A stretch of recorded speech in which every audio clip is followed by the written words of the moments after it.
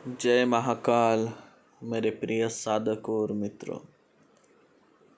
Thumbnail देखकर तो आप लोग समझ ही गए होंगे कि आज का मेरा वीडियो किस टॉपिक पर है। आज मैं आपको बताऊंगा कि किस तरह हम चोरी होने पर किसने चोरी किया है ये पता कर सकते हैं।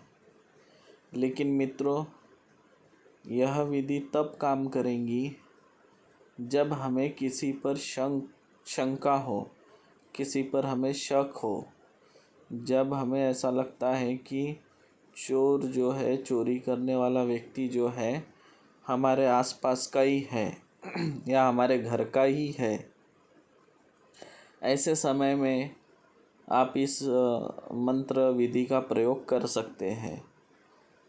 कोई बाहर का चोर होगा जिसके संपर्क में आप नहीं जा सकते तो उसका आप पता नहीं लगा पाएंगे।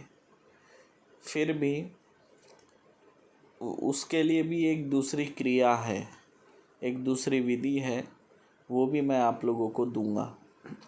लेकिन याद रखें, ये जो आज मैं मंत्र दे रहा हूँ इसका एक नियम है कि चोर का पता लगने के बाद उसके साथ नम्रता से बात करें, उसके साथ आपको मारपीट नहीं करना है और आपकी जो चोरी की गई सामग्री वस्तु है वो आप ले लें।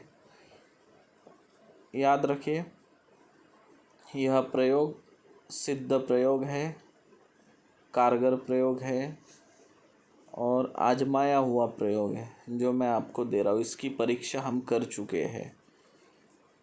मैं आपको वही मंत्र दूंगा जिसकी हम परीक्षा कर चुके हैं, जिसे हम उपयोग में लेते हैं, वही विधि प्रयोग के बारे में बताऊंगा। मित्रों, जब चोरी हो जाती है तो बहुत दुख होता है। चलिए, कई बार पैसों से भी बढ़कर कोई चीज़ों का मोल होता है ना। कई बार कोई उपयोगी फाइल हो सकते हैं, कोई उपयोगी कागजात भी हो सकते हैं।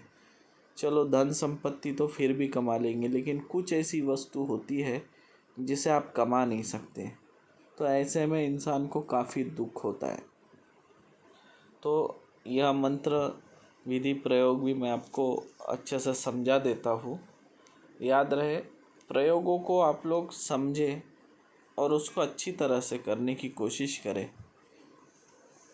ऐसा नहीं कि आप कुछ भी करोगे और उसका फल आपको मिलेगा, नहीं।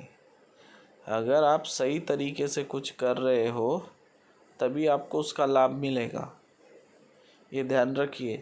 अगर आप खाना भी पकाते हो तो उसको उसके हिसाब से ही बनाओगे तो आपका खाना स्वादिष्ट बनेगा। नहीं तो ऐसा है कि कोई खा भी नहीं सके, ऐसा बनेगा। मैं गलत बोल रहा हूँ तो आप बोलिए। और मैं हमेशा बोल रहा हूँ, गुरु आपको बनाना ही है, नहीं तो कोई फ़ायदा नहीं है और कोई मतलब नहीं है। ये लाइन छोड़ दो, अब बिना गुरु के ज्ञान नहीं मिलता। याद रखें आप लोग। आपको क्या करना है, एक चौकर रुपया लेना है जिसमें छेद ना हो। और पहले का आता था ना 5 पैसा वगैरह, वैसा। ठीक है, चौकर पैसा मंगाना है, उसको दूध से धोना है, उसके बाद में लोबान की धुनी देकर रख दे। फिर आपको 1.25 पाव मंगाना है और उसको पानी से धोकर गोमूत्र में भिगो देना है। ठीक है, 2-2.5 घंटे के लिए भिगो देना है। उसके बाद उसको निकाल के सुखा के रख देना है। समझ गए? सुखा के रखना है, पकाना नहीं है उसे। फिर आपको इंतज़ार करना है आने वाले शनिवार का, या उस दिन शनिवार होगा तो भी चलेगा। शनिवार को सुबह आप धरती को लीपे, यानी गाय का गोबर लाके उसको लीपना है। एक आपको चौकन जगह लीपना है।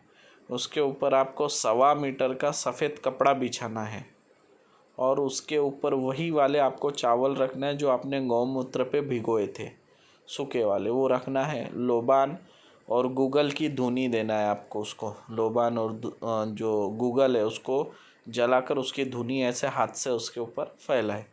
ठीक है, उसके बाद फिर क्या करना है, उन चावलों को जो मैंने मंत्र आपको दिया है उसको 7 बार इस मंत्र से अभिमंत्रित करना है और जितने लोग हैं जो हमको जिन जिन पे शंका है वो सबको सामने बिठाना है, और वो जो आपका रुपया है उसके बराबर वज़न चावल तोलना है। आप वेट भी ले सकते, जितना वेट उस पैसे का है उतने ही वेट का चावल आप उन जिन जिन पे आपको संदेह हो उन लोगों को आपको खाने के लिए देना है।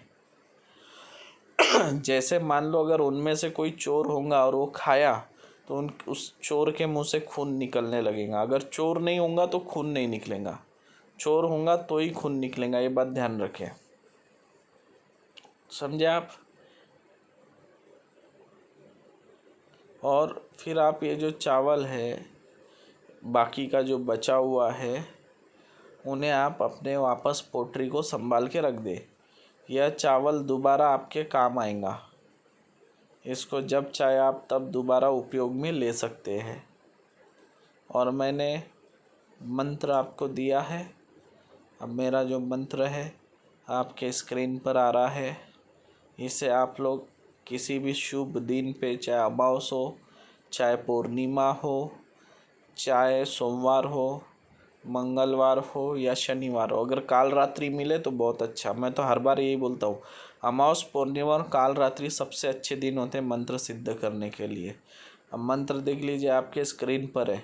ओम नारसिया वीर हरे कपड़े, ओम नारसिया वीर चावल चुपड़े, सरसों के फक फक करे, शाह को छोड़े चोर को पकड़े, आदेश गुरु को। अब को के बाद छू बोलना है, ठीक है। छू बोल के फूक मारना है, बिना छू बोले ये मंत्र काम नहीं करेगा। ये बात हमेशा ध्यान रखें, क्योंकि हमको आदत हो गई है मंत्रों को अधूरा लिखने की। तो यहाँ पे भी अधूरा लिखा गया है, क्योंकि मंत्र अधूरा लिखे तो गलत इंसान के हाथ लगने से वो इसका उपयोग नहीं कर सकता है। तो वो आदत के ही चलते यहाँ पे भी छू लगाना मैं भूल गया।